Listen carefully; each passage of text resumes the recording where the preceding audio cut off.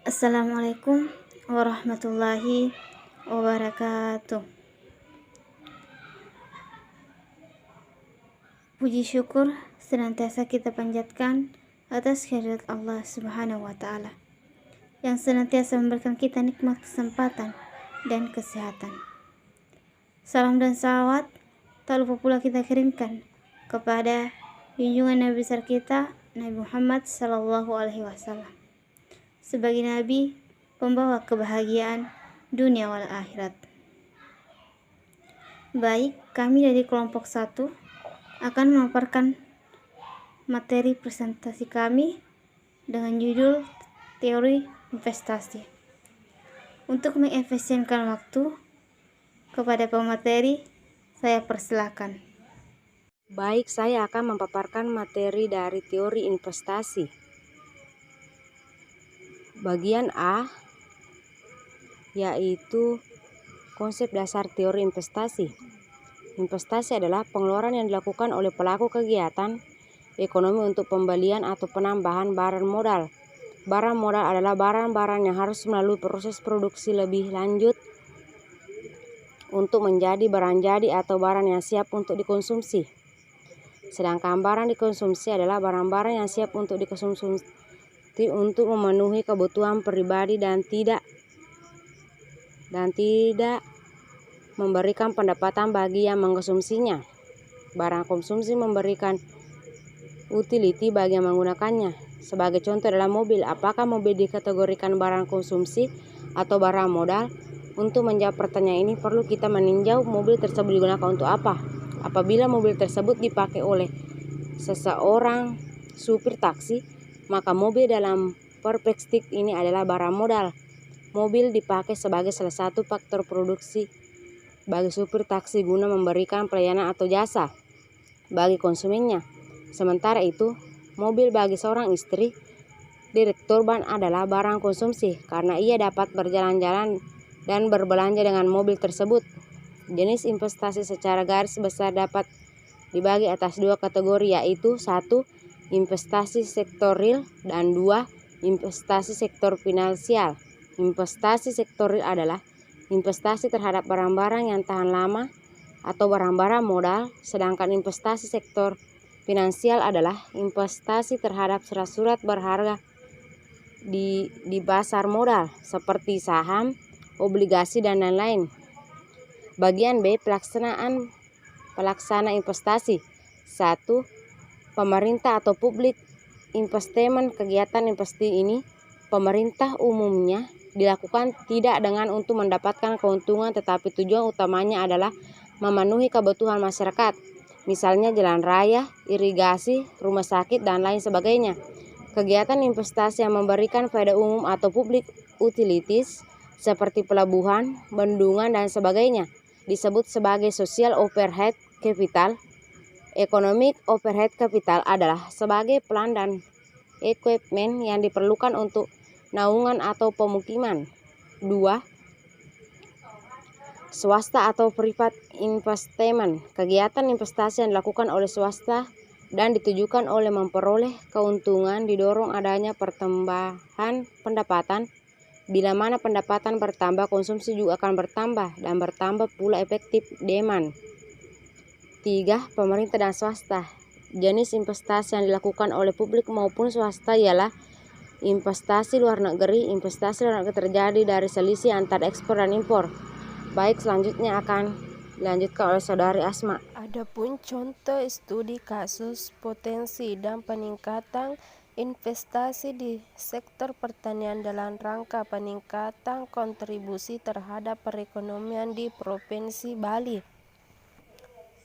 Peranan peningkatan investasi sektor pertanian terhadap perekonomian. Investasi sektor pertanian telah dilaksanakan di berbagai daerah berdasarkan hasil beberapa penelitian telah dibuktikan memberikan dampak terhadap perekonomian dan kesempatan kerja baik secara langsung maupun tidak langsung melalui mekanisme multiplier seperti yang diuraikan berikut. Investasi, kebijakan ekspor dan insentif pajak sektor agroindustri berdampak menurunkan kesenjangan pendapatan sektor tentang kerja dan rumah tangga. Kebijakan ekspor dan investasi di sektor agroindustri makanan berdampak menurunkan kesenjangan pendapatan lebih besar dibandingkan kebijakan di sektor agroindustri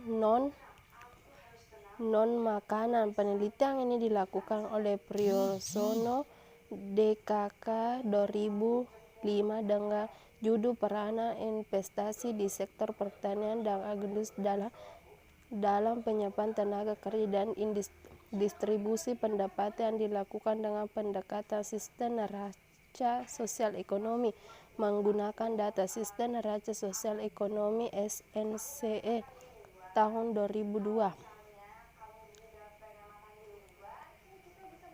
Darsono 2008 dalam tulisannya yang berjudul Peranan Investasi dalam Kinerja Pertumbuhan Sektor Pertanian Indonesia menyebutkan bahwa peningkatan investasi di sektor pertanian kurang bisa menggerakkan pertumbuhan di subsektor tanaman pangan, terutama disebabkan oleh bisa menciptakan augmenting industri pada subsektor tanpa tanaman pangan. Namun peningkatan investasi sektor pertanian bisa menggerakkan pertumbuhan industri hortikultura cukup besar. Demikian juga meningkatkan laju investasi di sektor kehutanan berdampak positif terhadap peningkatan lapangan kerja dan output yang diproduksi.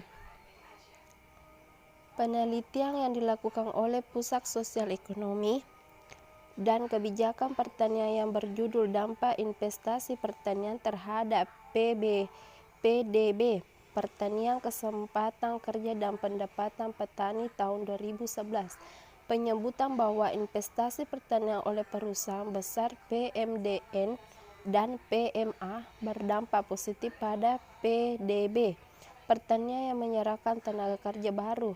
PMDN lebih banyak kontribusinya dan peningkatan PDB dan penyerapan tenaga kerja subsektor tanaman pangan dan perkebunan, sedangkan PMA lebih banyak kontribusinya dalam peningkatan PDB dan menyerapkan tenaga kerja subsektor peternakan. Secara agregat nasional, investasi PMDN memberikan kontribusi lebih besar dan peningkatan PDB sektor pertanian, tetap PMA memberikan kontribusi lebih besar dalam penyerapan tenaga kerja baru.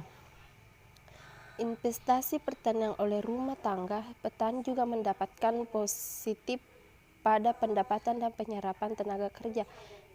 Demikian juga investasi oleh rumah tangga petani dapat meningkatkan populasi sapi potong pada usaha pembiakan, peningkatan produksi susu segar lokal pada usaha peternakan sapi perah yang berarti mengurangi impor susu segar, meningkatkan luas panen, produktivitas pertanian, padi, kedelai, sayur pada pompa air di sawah tanah hujan, sehingga produksi pertanian dan keseluruhan kerja juga meningkatkan serta menurunkan biaya sekaligus mempercepat waktu pengolahan lahan pada sektor.